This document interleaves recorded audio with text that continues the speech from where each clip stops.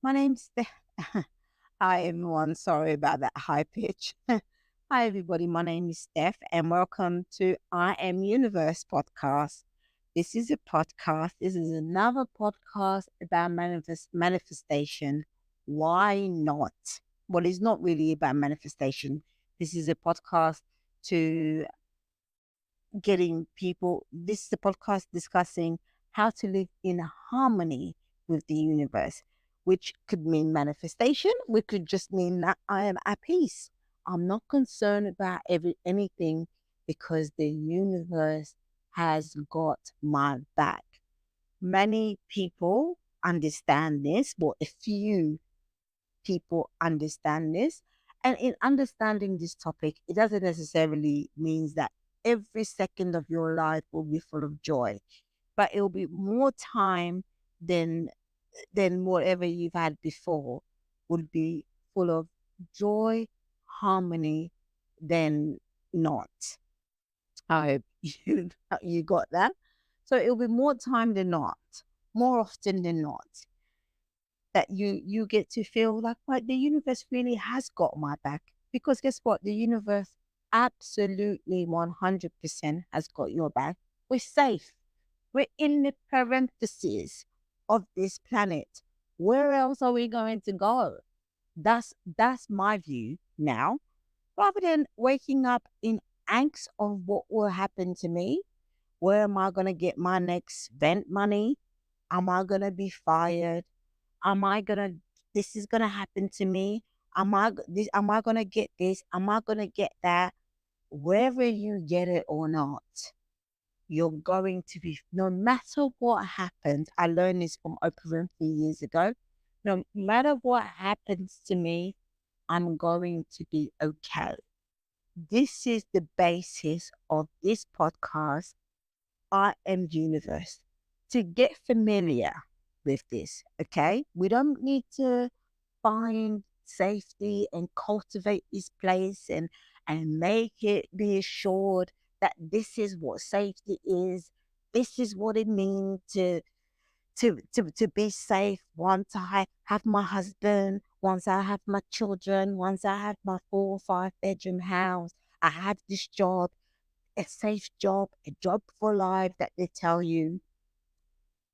As we've seen in the last few years, what happened in 2020 with COVID, for a lot of people, that whole stability, sense of security that they created for themselves came tumbling down.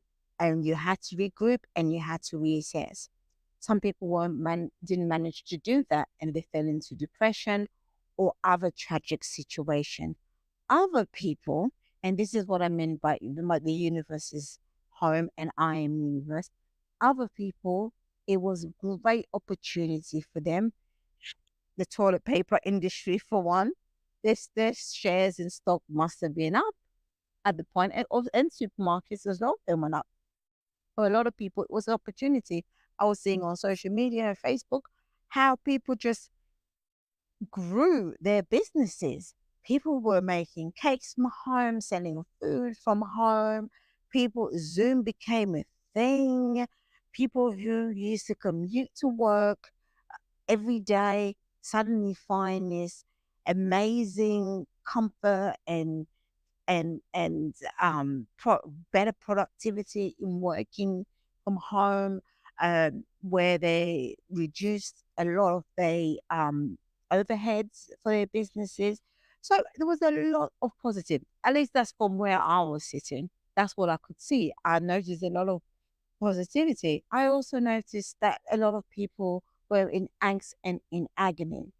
The point of M Universe is to be in that space, in that mental space where you know that you can recreate yourself whenever you feel like doing it. Regardless of what happened, I will be fine. The only security that you need, the only foundation that you need is I am universe. I am universe. I am universe. Say it 3 times so it really permeates in our psyche, in our living, in our existence. I am universe. Whatever, I don't have to know what the future holds, but I can know that regardless of what happens, I will be fine. I will be just okay with whatever happens. That is the point of understanding this. The universe has got my back. How do we do this? Well, regardless of how many books you read about law of attraction, how many books you read about manifestation or spiritual book that you read, regardless of that, when there is a crisis, let me just spoiler alert, whenever there is a crisis, we will always jump to a state of panic initially. That would be our instinctive reaction, right? Let's just get that one out of the way, right? But we don't have to stay in that state of panic all the time. Once we remember, hang on, I am universe. I I control this. I can navigate and control my thoughts, and I can control my belief system. And if my belief system were skewed from just learning in society from previous years, and it's cemented. I mean, I'm 39 years old. When I started doing this, I was 29, about 29 years old when somebody first introduced me to The Secret. Um, it was a neighbor of mine, and she introduced me to The Secret.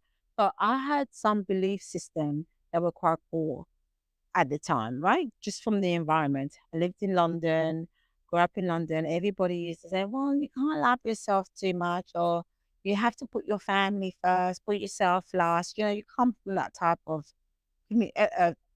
community. Everybody speaks that way. And you can't have this, you can't have that. You have to have a safe job. Not everybody's happy, da da da da da.